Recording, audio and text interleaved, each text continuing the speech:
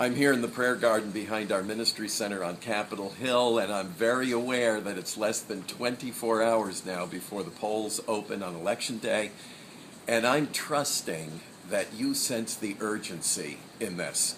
Now, I know some people say, well, Christians and politics, religion and politics don't mix, and they get very cynical. And believe me, after 18 years of doing ministry here on Capitol Hill, I could easily get very cynical and very negative about politics. But at the same time, I realize that politics is just the way we organize ourselves as human beings. And remember, Jesus was fully God and fully human.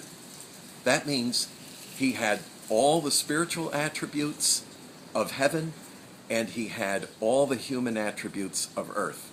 And part of the way we do things here on earth is we organize politically. So there's nothing inherently bad about politics. It's not that politics is bad in and of itself. It's how people use politics, how they approach politics, what they promote through the political process. And all those things are at stake in this election.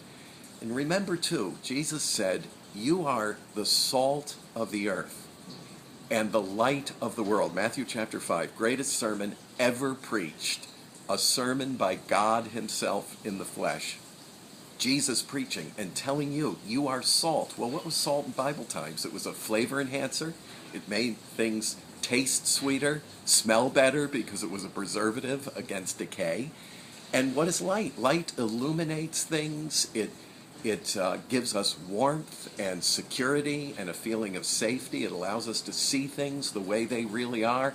And that's what you are. You are God's agent to bring salt, to make the earth taste just a little bit better. Take the bitterness out of life by living out your Christian principles, by bringing them to bear on our public life together. A lot of what we think about in terms of personal ministry and evangelism and preaching the good news and sharing our Christian life and experience is done on the micro level, that is in interpersonal relationships between family, friends, fellow workers, people we go to school with and we work alongside of during the day. We do that pretty well as Christians. But there's a macro part of it too, the bigger picture, how we affect our society, our culture, our civilization.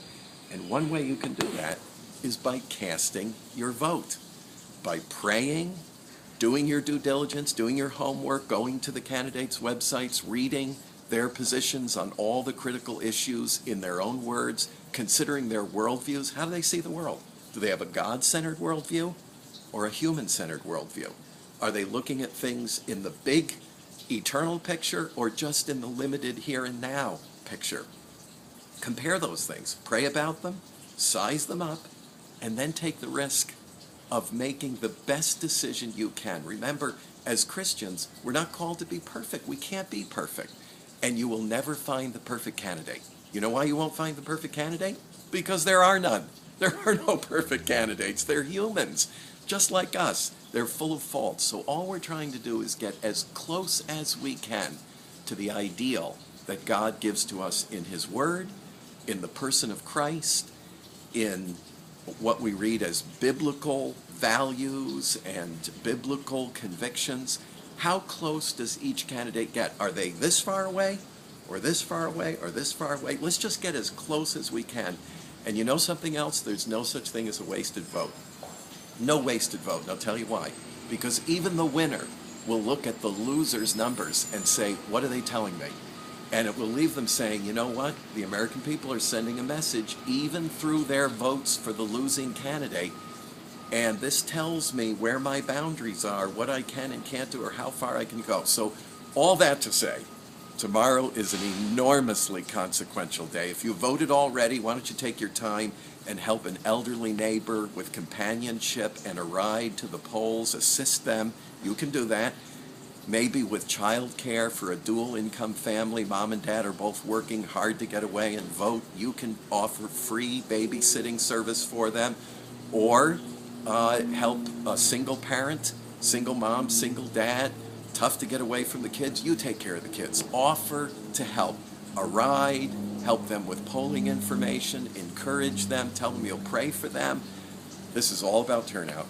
and the consequences of this presidential election will be enormous for our American culture, our American civilization, for our future way of life. So take it real seriously. I'm praying with you today, and schedule up tomorrow. You got to do a little bit of work here.